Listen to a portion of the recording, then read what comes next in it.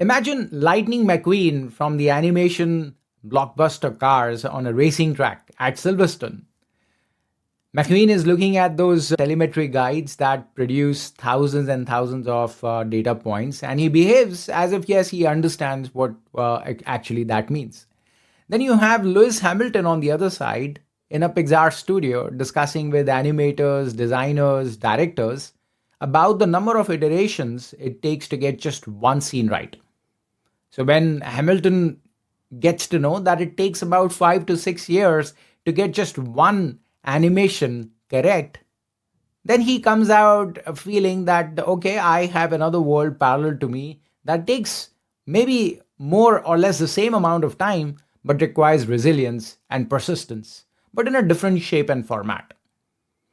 In today's podcast, I'm introducing creative velocity. Now, before you start defining it, I definitely don't mean brand marketing and performance marketing here. There's a entirely new podcast that I've done on it, which I will leave the link for it in the description. So it's one of my earlier podcasts. So allow me an excuse for the clarity of it. But I guess it does the message quite well. So I hope you enjoy that. But with creative velocity, I am not trying to convince you that it's creative and velocity from two different worlds combining together, but essentially coming out that creative velocity works as much as an imaginative world, which is the world of Pixar, and works equally in the Formula One world. If one of these are not using creative velocity to their best, then the output that we see as end consumers does not come out. This and much more in today's podcast. Let's dive right into it. Beginning is always messy. Now, you may have already got the idea that when you are in a Pixar animation studio, it takes iterations. Talking about McQueen, McQueen was not this warm, friendly car from the beginning. Behind the scenes, the directors, the team behind the animation movie, have said so many times that it has taken the McQueen to go from a very ugly looking car to coming across as rude and arrogant to bringing it to warm and this beautiful smile that we see of McQueen feeling so natural. So this didn't come just by a few iterations. It was quite a humongous task. And Pixar has something called the brain trust. Now I want to talk about brain trust with you specifically. Just coming on to it in a second. But before that, I want to emphasize about this aspect of messiness. Now, getting anything right from the day one does not happen, at least on the planet Earth. But messiness is important. As much as in Pixar Studio, it is equally important on the Formula One tracks. And you can connect the dots. Now, in a Pixar studio, brain trust is a weekly cadence. The whole idea is about thrashing out every idea that comes in front of them and looking at only a few ideas, maybe one to two of them out of many ideas, and really sort of going with those refined ideas that the entire team believes in and going forward with it. So it's not really right, even when they're going out further with those few ideas, let's say even two of them, they don't know whether this is actually going to work. But they go with the belief that we will start working on it, and with iterations we'll come to something like McQueen. So it's a lot of effort that we see in front of our eyes when we look at those perfect animation movies. On the other side, when you're looking at Formula One cars, it is not that simple as well. Although we can feel and somewhere understand the adrenaline rush or the amount of practice that it takes to be in those machines, which are almost at 320 kilometers per hour.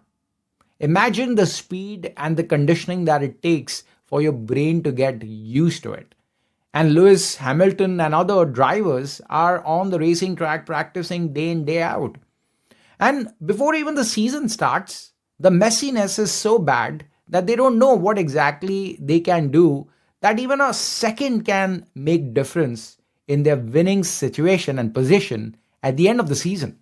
So FIA's guidelines itself mentions this, that these are small iterations and small upgrades that make the winner be a winner. And those small upgrades are not just, I'm talking about a second as well. That's also a lot. I'm talking about 10th of a second improvement that accumulated together makes one a Formula One winning team.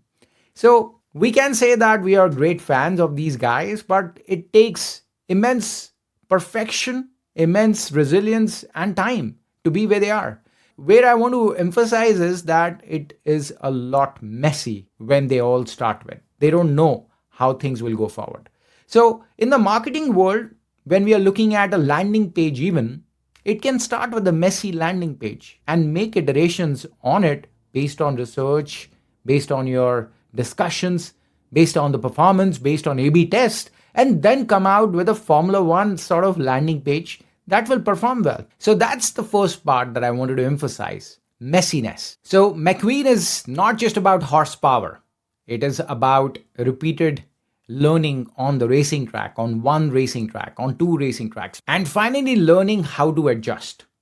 On the other side, Lewis Hamilton is about performance, those telemetry guides, that data points that come to you.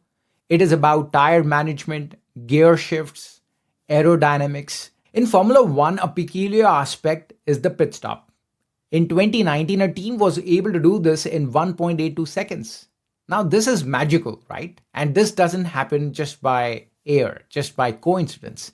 It happens with finesse, it happens with a choreography where the entire team is so much kind of attuned and connected with each other that the output is this. So when you look at in the world of marketing, think about your messaging. Your messaging comes from iterations. Your messaging needs to be attempted at least a few times before you say that this is what your hero message is going to be about. Similarly, your campaigns. It doesn't matter the first one didn't work, the second one didn't work. Is it the data that you collected from it? Did you learn from it? Did you learn to adjust? And did you apply those into your initiatives and campaigns the next time when you were running?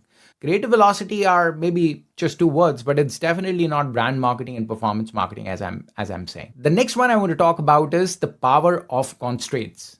In our daily life, in our marketing world, we talk about marketing budgets, marketing constraints, teams not understanding what we are doing. We have so many limitations around. But think about in a Pixar studio, they also have limitations. They also have frame budgets. They have storytelling guidelines. And similarly, they have to connect with a global audience. But they produce great works. And I picked up Pixar because there are other animation studios as well. But Pixar is something else, right? So what is that the team is doing there is relentless. So they do work under constraints. Similarly, on the Formula One track, you have Lewis Hamilton, who also works in limits. You have fuel flow rates, you have tire compounds, you have aerodynamic restrictions. So there'll always be restrictions in marketing. There'll be budget constraints, even if you have your own company. So you'll always be questioned on matrix, and you have to be ready for that. Algorithms will keep evolving. You have LLMs already demonstrating it, how quickly it is evolving. So technology will keep on evolving. There'll be constraints on what you can do with them. So where I'm coming down with this discussion is that constraints make you sharper and better. Because if Lewis Hamilton can do it in Formula One and Pixar can do with every animation that it comes out with, then you can as well. One campaign that I will certainly like to talk about is how Mercedes-Benz in 2021 came out with a global initiative called Cares for What Matters. They got 3 celebrities in this campaign, 3 of them from different worlds, but how they come together to talk about confidence, to talk about trust, to talk about safety. Where Lewis Hamilton stands for discipline, performance, trust. You have Alicia Keys, who's also for performance and confidence. And then you have Roger Federer, who's also about great performances, resilience, confidence, trust, safety. All these adjectives combined together brought these personalities for launching S-Class. And the campaign was quite successful, of course, because end consumers do not really want to understand the real nuances of what goes behind the scenes. Where it all comes down to is that the creative world is all about imagination. It's all about exploration. It's all about confidence. It's messy, it's iterative, and at times you feel like you're giving up. Where on the other side, performance, specifics, data, features is all the world of Formula One, where obviously every small improvement in the car makes the car go faster. Yet, without being imaginative, it's going to lack the emotion, especially in the marketing teams today. Both of these aspects are crucial to differentiate and to stand out. If you're only good at creativity, it will not make you better. But if you're only looking at performance, then you'll lose out the emotion and you will not connect with your audiences. I hope you enjoyed today's podcast. My name is Rachit Kapoor. You've been listening to The Marketing Guy. Before I see you in the next episode, I want you to take very good care of yourself.